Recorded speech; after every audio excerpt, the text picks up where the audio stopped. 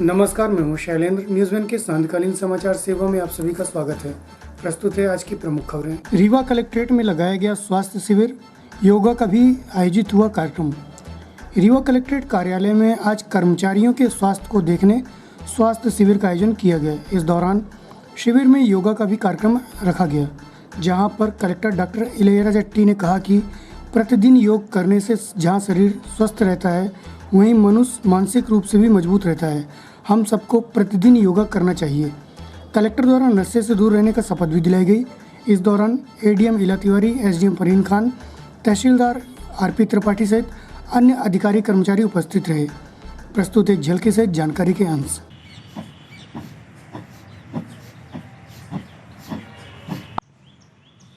श्वास को भरते हुए सामने, श्वास को छोड़ते, धीरे धीरे श्वास को छोड़ते हुए नीचे।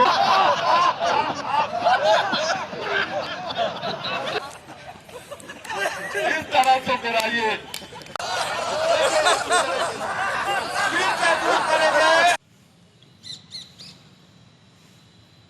मैं स्वयं को एक स्वस्थ, शांतिप्रिय, आनंदपूर्ण, प्रेमपूर्ण मानव बनाने का संकल्प लेता हूँ। मैं शपथ लेकर यह वचन देता हूँ कि मैं स्वयं कभी जीवन में किसी प्रकार का नशा नहीं करूँगा। इस पुनीत संकल्प को समाज के उन समस्त क्षेत्रों में प्रसारित करके इस सामाजिक बुराई को जड़ से उन्मूलन करने हेतु हर संभव प्रयास रखूंगा। ये हम लोग हर बार है ना कलेक्ट्रेट का संचालन कर्मचारी कल्याण समिति के है ना मीटिंग करते हैं, तो हम लोग लगातार है ना हमारी कर्मचारी है ना काम भी कर रहे हैं। इसमें बीच में हम लोग ने महसूस किया कि हम लोगों को एक हेल्थ कैंप को ऑर्गेनाइज़ करना चाहिए। हेल्थ कैंप के साथ साथ हमको फिज़िकल एक्सरसाइज और योगा है आजकल है ना ज़रूरी है, और हमारे देश है कि मतलब पूरा दुनिया के लिए योगा को ना अभ्यास के बारे में ना बताया है। सो हम लोग है ना रोज़ हमारी लाइफस्टाइल में इसको कैसे इंक्लूड किया जाए। और हमारी कर्मचारी बहुत सारे लोग है ना पहले से योगा कर रहे होंगे, कुछ लोगों ने छोड़ दिए होंगे या कुछ लोग डिसकंटिन्यूड वे में कर रहे होंगे। सो उन लोगों को वापस एक बॉडी माइंड है ना के बीच में एक बैलेंस है ना लाना है, उसके लेकर है ना हम लोग ने आज योगा और हेल्थ शिविर आयोजित किए हैं। अब योगा शिविर का क्या, हमारे योग प्रशिक्षक हैं, उन सभी लोगों ने बहुत अच्छे से सिंपल तरीके से कौन सी चीज़ें हम लोग है ना डेली कर सकते हैं, सिर्फ उसके बारे में ध्यान रखते हुए आज है ना योगा का अभ्यास कराया गया है। उसके साथ आज डॉक्टर्स टीम भी है कि सारे लोगों को एक स्वास्थ्य परीक्षण भी हो जाएगा। सो हमारी कर्मचारी अपना क्षमता को और बढ़ाते हुए ना जनहित में हम लोग है ना अधिक काम कर सकेंगे। सो सभी लोगों से मैं अपील करता हूँ कि एक ना फिट इंडिया मूवमेंट ऑलरेडी चली रही है। सो सभी लोग है ना फिज़िकल एक्सरसाइज करें। एक वॉकिंग बहुत अच्छा एक्सरसाइज है। आप ज़्यादा फिज़िकल एक्सरसाइज है ना खेल नहीं सकते तो डेली है ना रोज़ एटलीस्ट वॉकिंग है ना करें। उसके साथ साथ है ना एक सिंपल है ना योग अभ्यास है, वो हम लोग है ना रोज़ करेंगे तो अपने आप में बहुत सारे है ना बीमारी है। अभी लाइफस्टाइल डिसीज़ेस काफ़ी हो रही है, ब्लड प्रेशर है और शुगर है, कोलेस्ट्रॉल, इसके एक इट्स नॉन कम्युनिकेबल डिसीज़ बोलते हैं, एक दूसरे से नहीं फैलती है, बट एक्चुअली अपने आप में इतना सारे तनाव के कारण ये कम्युनिकेबल डिसीज़ बढ़ते जा रही है। तनाव के कारण है ना ब्लड प्रेशर बढ़ रही है, फिर देन शुगर, फिर पूरा है ना बॉडी सिस्टम पूरा अफेक्ट होता है। सो हम लोगों को एक फिज़िकल एक्सरसाइज और योगा दोनों को बैलेंस करते हुए रोज़ है ना अभ्यास करना चाहिए। यही है ना मेरी है ना रीवा की सभी नागरिक से अपील है कि आप अपना लाइफ को सुकून बनाएं। त्रिपुर सुंदरी की प्रतिमा प्राण प्रतिष्ठा से पहले जगत गुरु शंकराचार्य की अगुवाई में सुवर्ण वाटिका से निकाली गई विशाल शोभा यात्रा। सुवर्ण वाटिका में 3 दिवसीय प्राण प्रतिष्ठा समारोह के आयोजन के अवसर पर शंकराचार्य स्वामी स्वरूपानंद सरस्वती महाराज का रीवा में हुआ आगमन। इस अवसर पर स्वामी शंकराचार्य स्वरूपानंद सरस्वती महाराज पूर्व योजना अनुसार रीवा पहुंच चुके हैं। हम आपको बता दें कि सैकड़ों गाड़ियों के काफिले के साथ वीवीआईपी वाहन में सवार शंकराचार्य स्वामी स्वरूपानंद के आगमन से सुवर्ण वाटिका भक्ति सागर में डूब चुकी है। त्रिपुर सुंदरी देवी के इस स्फटिक से निर्मित प्रतिमा का सुवर्ण वाटिका में मंदिर में स्थापित किया जाएगा। हम आपको बता दें कि हजारों वर्ष किसी भी स्थान पर दबी हुई बर्फ से स्फटिक मणि निर्मित होती है। त्रिपुर सुंदरी की प्रतिमा मध्य प्रदेश में भोपाल अतिरिक्त रीवा में पहली बार इसकी प्रतिमा स्थापित की जा रही है। स्वामी जी के आगमन पर जिला पंचायत अध्यक्ष अभय मिश्रा, पूर्व विधायक नीलम मिश्रा एवं पुत्र विभूति नारायण मिश्र द्वारा फूल एवं आरती से स्वामी जी की पूजा की गई। जगत गुरु शंकराचार्य स्वामी स्वरूपानंद सरस्वती के अगुवाई में निकाली गई इस शोभा यात्रा का भव्य स्वागत जगह जगह किया गया।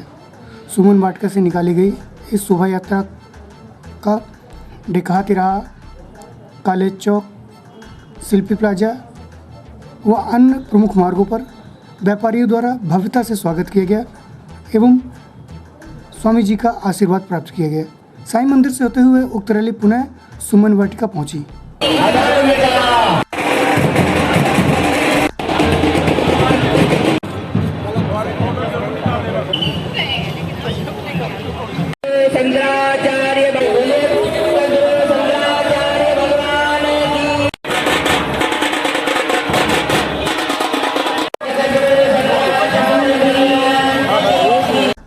भ्रष्टाचार में लिप्त पटवारी को जिला न्यायालय ने सुनाई 4 वर्ष के सश्रम कारावास की सजा।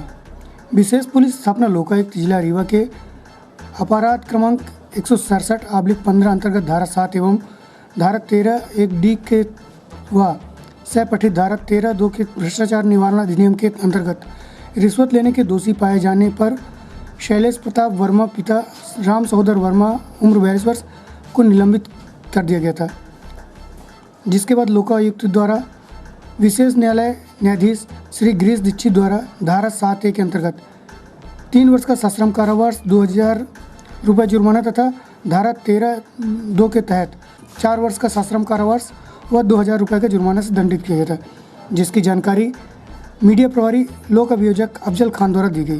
प्रस्तुत है जानकारी के अंश। मैं जिला अभियोजन अधिकारी संजीव श्रीवास्तव आज विशेष न्यायालय लोकायुक्त से पटवारी की रिश्वत की मांग करते हुए उनका ट्रायल किया गया और उनका आज सज़ा की गई माननीय न्यायालय से। आरोपी जो पटवारी था शैलेश पटेल उसका नाम था। कहानी कुछ इस प्रकार थी कि मध्यांचल ग्रामीण बैंक शाखा गुड़ में कंप्यूटर डाटा एंट्री ऑपरेटर के पद पर ये कार्य करता था। बैंक से जो लोन लेते थे उसके हितग्राही अपनी संपत्ति पर बंधकनामा दर्ज कराने के लिए इनके पास जाते थे। ये हर हितग्राही से जो आरोप था कि हर हितग्राही से बंधकनामा दर्ज करने बाबत 100 रुपये की मांग करते थे। इसी क्रम में फरियादी जो है क्या नाम था उसका, रामभूषण मिश्रा। हाँ, फरियादी शिकायतकर्ता जो था रामभूषण मिश्रा, ये गए इनके पास अपने बंधकनामा दर्ज कराने के लिए, तो उनसे इनके द्वारा 1500 रुपये की मांग की गई रिश्वत की कि हमें 1500 रुपया रिश्वत दीजिए तब आपके संपत्ति का बंधकनामा इस पर दर्ज होगा। इन्होंने जा कर के लोकायुक्त में शिकायत की इसकी। लोकायुक्त के द्वारा पूरी कार्रवाई की गई। कार्रवाई में आरोपी शैलेश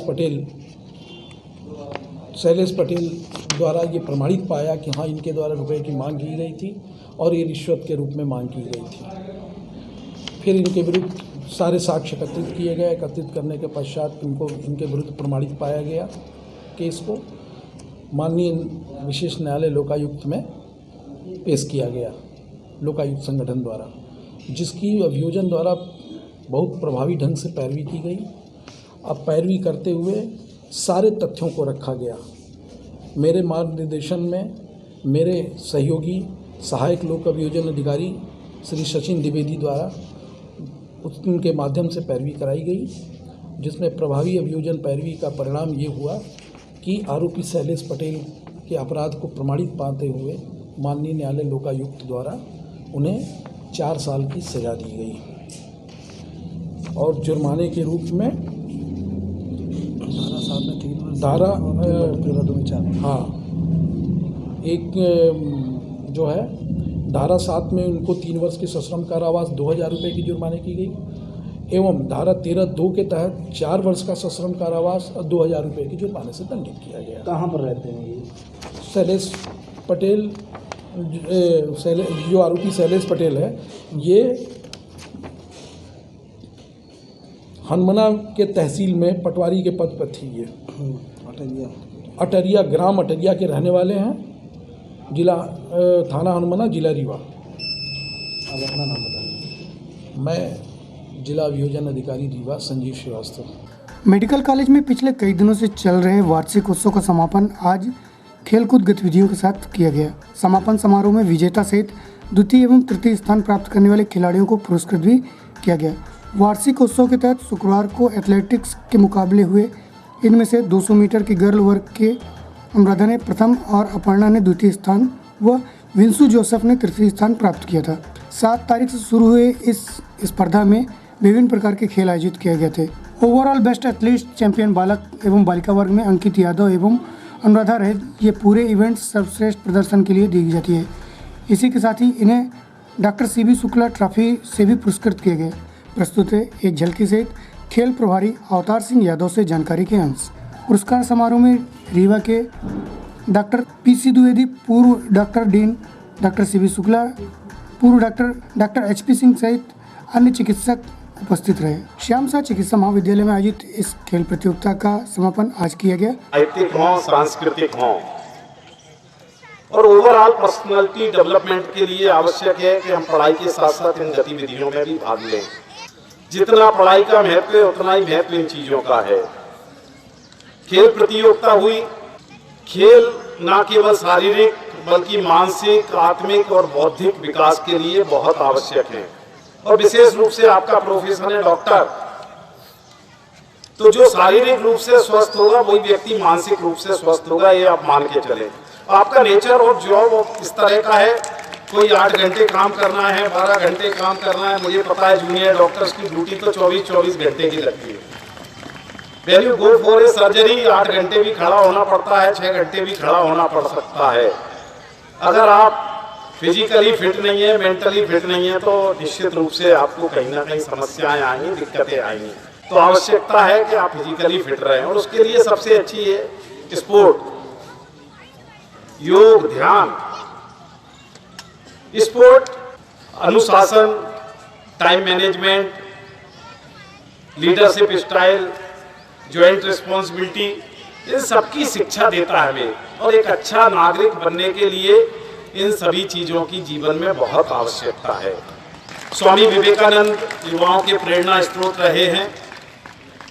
एक बार एक दुबला पतला नवयुवक स्वामी विवेकानंद के पास आया, बोला स्वामी जी मैं दीक्षा लेना चाहता हूँ, आपसे संन्यास लेना चाहता हूँ।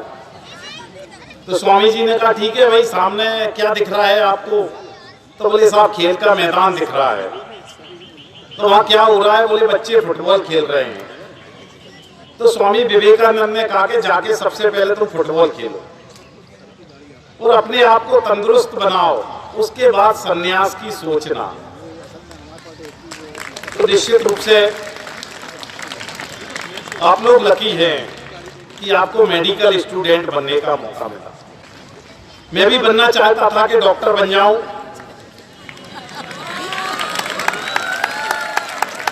तो मेरे को सीधे चित्र बनाना ही नहीं आता था। जब हम पढ़ा करते थे तो नवी क्लास से चेंज होता था, सब्जेक्ट लेना पड़ता था, बायो और मैथ्स और व्हाटएवर। तो जो अच्छे बच्चे होते थे बायो में चले जाते थे, मैथ्स में चले जाते थे। हमने भी मैथ्स लिया क्योंकि चित्र बनाना नहीं आता था। और अभी मुझे कहने में कोई संकोच नहीं डॉक्टर साहब कि जो सबसे अच्छे बच्चे होते हैं वो मेडिकल में निकलते हैं। सेकंड वाले बच्चे हमारे फिर इंजीनियरिंग में जाते हैं, फिर थर्ड वाले बच्चे आर्ट में जाते हैं और इधर उधर जाते हैं। तो निश्चित रूप से आप सबसे क्वालिटी वाले बच्चे हैं जो मेडिकल में आए हैं।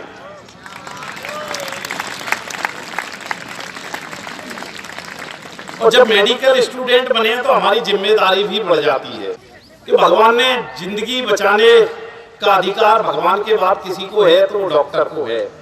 और किसी के हाथ में, किसी के पास ये सामर्थ्य नहीं है, ये शक्ति नहीं है, ये क्षमता नहीं है। और भगवान के बाद अगर किसी का नंबर है तो वो डॉक्टर का नंबर है। तो निश्चित रूप से आपकी जिम्मेदारियां उसके बाद बढ़ जाती हैं। कोरोना काल हमने देखा, अभी डॉक्टर जिक्र कर रहे थे, आप सबने देखा। जो ये खेलों का आयोजन पिछले 7 दिनों से चल रहा था, उसमें मैराथन से जो स्टार्ट हुआ था, गेमों का मतलब खेलों का शुभारंभ हुआ जो मनोज इंदुलकर सर की अध्यक्षता में हमने आयोजन किया था, उससे लेके पिछले 7 दिनों में cricket, volleyball, badminton, table tennis और एथलेटिक्स की विभिन्न स्पर्धाएं आयोजित की गई। एक मैराथन रेस शुरुआत में जो हुई थी वो कोविड वैक्सीन की जागरूकता फैलाने के उद्देश्य से कराई गई थी। उसमें भी सभी फैकल्टी और स्टूडेंट्स ने बढ़ चढ़ के पार्टिसिपेट किया। फिर जो इवेंट्स चलते रहे, एथलेटिक्स स्पर्धाओं का आज समापन हुआ और आज इसमें पुरस्कार वितरण समारोह आयोजित किया गया, जिसमें हमारे रीवा डिवीज़न के कमिश्नर श्री राकेश कुमार जैन जी मुख्य अतिथि हैं। इसमें विभिन्न स्पर्धाओं में खेल आयोजित किए गए, जो कुछ ट्रॉफियां हैं, जिसमें 100 मीटर की रेस जो हमारे यहाँ पे 2019 बैच के विप्रांश भगत ने रेस जीती, उन्हें डॉक्टर DC नायर की बेस्ट रनर ट्रॉफी से नवाजा गया। इसी तरह लड़कियों के वर्ग में अनुराधा ने ये 100 मीटर की रेस जीती, तो उसको भी डॉक्टर DC नायक की ट्रॉफी से वो पुरस्कृत किया गया। इसी तरह एक बैच एथलेटिक चैंपियन की ट्रॉफी होती है, जो सारी स्पर्धाओं में, एथलेटिक्स में जो स्पर्धाएं रहती हैं उनमें जो जिसके सबसे हाईएस्ट पॉइंट्स रहते हैं उसको दी जाती है। तो ये ट्रॉफी 2020 के ही बच्चों ने जीती। बालक वर्ग में अंकित यादव और बालिका वर्ग में अनुराधा ने ये ट्रॉफी जीती। इसी तरह एक बैच चैंपियनशिप की ट्रॉफी होती है, जो अभी तक हमारे जितने गेम्स आयोजित किए गए उनमें जिस बैच के सबसे ज़्यादा छात्रों ने पुरस्कार ग्रहण किए तो वो ट्रॉफी दी जाती है। ये भी इस ट्रॉफी के लिए भी 2017 और 2020 बैच के भी बड़ी कांटे की टक्कर थी और उसको भी 2017 बैच ने जीता है। रीवा में लूट के इरादे से एक युवक की मौत, गुस्साए परिजनों ने शाहपुर चौकी का किया घेराव। आपको बता दें कि रीवा के सिमरिया स्थित शाहपुर चौकी में ग्राम हिनौता निवासी छोटेलाल साहू तकरीबन रात 10 बजे बाइक से सवार हो अपने रिश्तेदारी से वापस लौट रहा था। बाइक सवार जैसे ही कट्टी घाट के समीप पहुंचा, तभी लूट के इरादे से घात लगाकर बैठे बदमाशों ने बाइक सवार के ऊपर हमला कर दिया। वहीं घायल को संजय गांधी चिकित्सालय में भर्ती कराया गया, जहां पर उसे उच्च उपचार के लिए जबलपुर के लिए रेफर कर दिया गया, जहां जबलपुर में उसकी उपचार के दौरान मौत हो गई। वहीं गुस्साए परिजनों ने आज शाहपुर चौकी का घेराव कर दिया। इस दौरान एडिशनल SP शिव कुमार वर्मा ने मीडिया को बताया कि एक आरोपी को जो कि मौके पर ही गिरफ्तार कर लिया गया है और जिससे कि अन्य तथ्य सामने आएंगे, जिस पर वह कार्रवाई करेंगे। प्रस्तुत है परिजन सहित एडिशनल SP शिव कुमार वर्मा से जानकारी के अंश। फरार हैं उनको गिरफ्तार करने की अपेक्षा करें और उसके जब तक मुलजिम यहाँ चौकी पे बरकरार नहीं आएंगे हम लोग अनशन नहीं छोड़ेंगे। हमको इंसाफ चाहिए तो इंसाफ चाहिए। जो हमारे छोटेलाल साहू के सिर पे पत्थर लगा हुआ है, आज उसका अंतिम हो गया है, तो हमको इंसाफ चाहिए बस। आपका नाम? हमारा ललन प्रसाद साहू है, ग्राम हिनौता निवासी हूँ। किसके बदौलत आपने थाना घेराव किया? ये हम मुलजिमों के द्वारा घेराव किया हूँ कि जो मुलजिम 2 पकड़े गए थे उनको छोड़ा गया, उससे कोई पूछताछ, जो मेन मुलजिम है उसको डायरेक्ट जेल भेजा गया, उससे पूछताछ नहीं हुई कि उसके साथ में कौन कौन आरोपी थे हैं, और डायरेक्ट उनको सेंटर जेल डाल दिए गए।